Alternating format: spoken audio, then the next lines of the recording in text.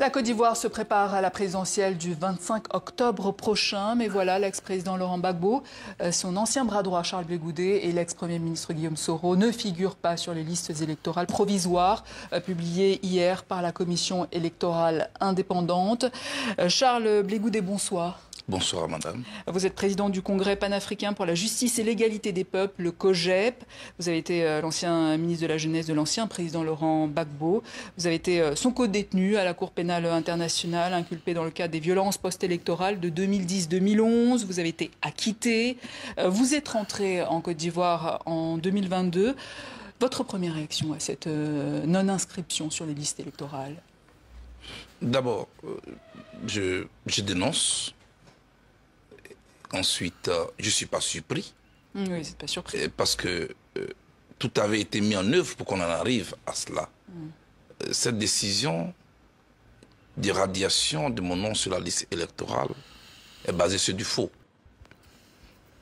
C'est-à-dire? C'est-à-dire que je suis jugé par contumace, donc à mon absence, pendant que je suis à La Haye. Ce qui me choque. Que vous et Laurent Gbagbo, vous êtes déchus de vos droits civiques en raison de la condamnation pénale prononcée par la justice de votre pays. 20 ans de prison pour des faits liés donc, à cette crise post-électorale de 2011. Pour vous et Laurent Gbagbo, donc oui, vous vous y êtes rendu. Oui, madame. Quand pour juger quelqu'un par contumace, il y a une condition. Regardez ce huissier de justice qui se rend à mon domicile à Yopougon, qui demande à mes voisins où est Charles Blé Goudé. Et ils lui disent, on ne sait pas où il est.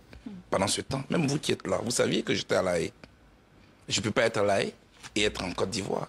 C'est sur la base de ce faux-là que donc je suis condamné à 20 ans. Ce que je dénonce.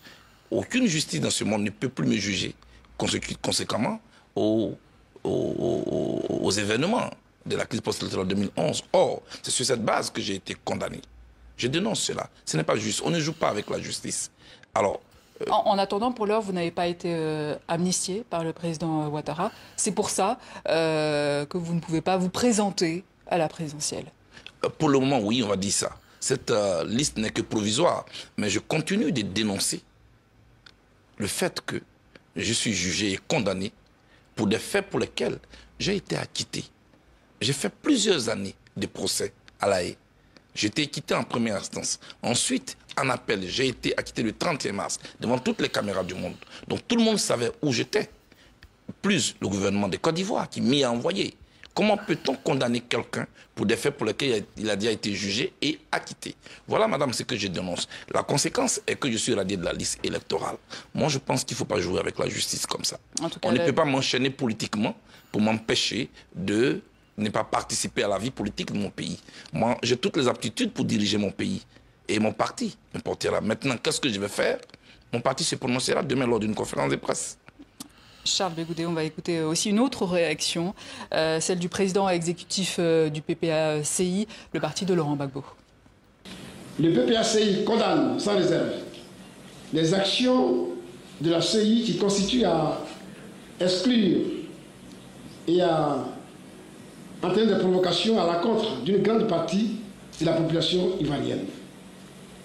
Le PPACI invite ses militants et ses partisans à suivre les consignes de la direction du parti dans le cadre du contentieux électoral et se tenir prêt pour les futurs mots d'ordre. Et vous, Charles Blé Goudé, qu'est-ce que vous allez faire désormais? Mon parti se prononcera demain lors d'une conférence de presse. C'est M. Charles Blé Goudé qui était à La Haye, qui vient de se prononcer, qui vient de dénoncer, qui lance un appel à tous ceux, toutes les bonnes volontés, qui savent que la Côte d'Ivoire est un pilier en Afrique de l'Ouest, de s'y impliquer pour que cette question soit réglée, pour que nous puissions avoir des élections apaisées et des élections inclusives. Vous allez déposer des recours? Mais bien sûr que nous allons déposer des recours. Parce que la liste définitive est prévue pour juin. Oui, nous avons un temps de contentieux du 22 mars au 5 avril, et c'est une décision que je dénonce, je ne peux pas l'accepter. Et nous allons donc suivre les voies de recours, voilà, au niveau juridique. C'est ce que nous allons faire. Mais en plus de cela, qu'est-ce qui va être fait? Je pense que je ne rentrerai pas dans les détails ici. Je laisse la latitude à mon parti de se prononcer et je me soumettrai à sa décision. Alors début mars, avec 25 partis d'opposition, notamment celui de Tidjane Thiam, Simone Gbagbo et Pascal Afine-Guessant, vous aviez formé une coalition pour réclamer des réformes électorales, un dialogue politique. Est-ce qu'il n'est pas temps d'avoir un candidat unique aujourd'hui?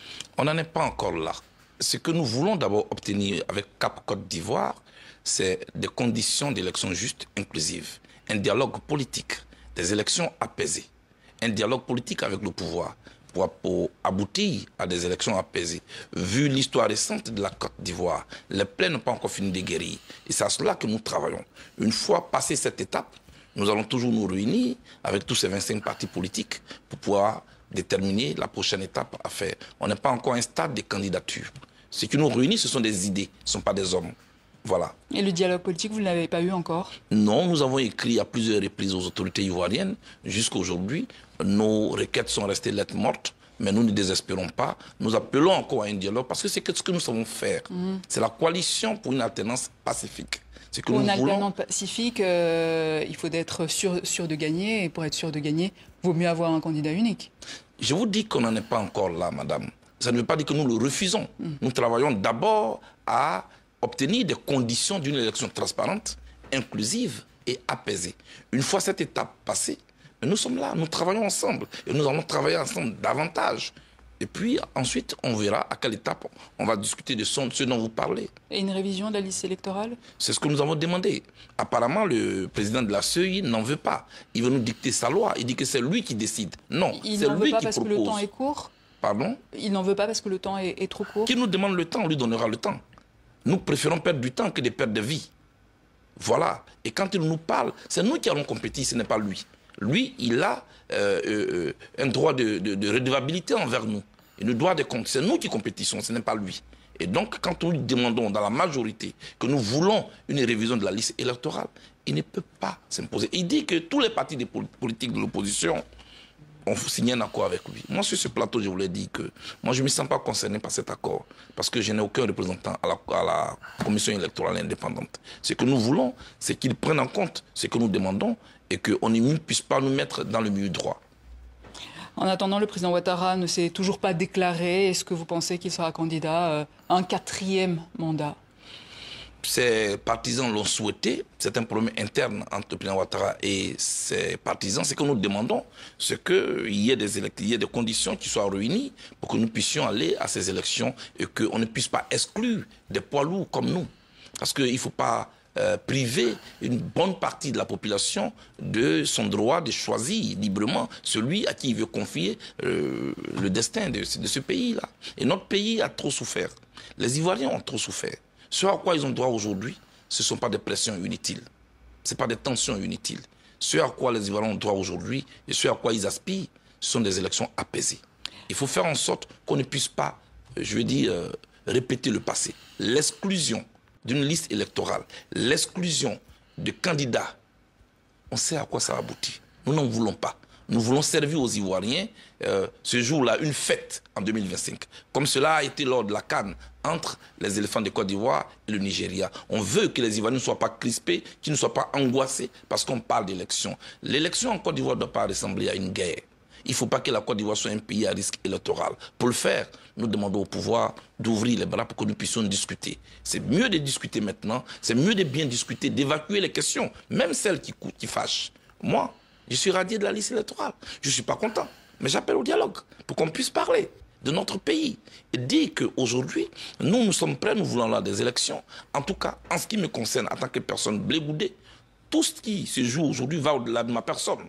Mais la condamnation qui a servi de base à ma radiation sur la liste électorale, sur ce plateau, je dénonce cette condamnation par contumace parce que je ne pouvais pas être en même temps à La Haye et en même temps à un procès à Abidjan. Je n'ai pas encore eu le don de débuter. Un dernier mot peut-être sur Laurent Gbagbo. Ça va faire presque 3 ans que vous ne vous êtes pas parlé.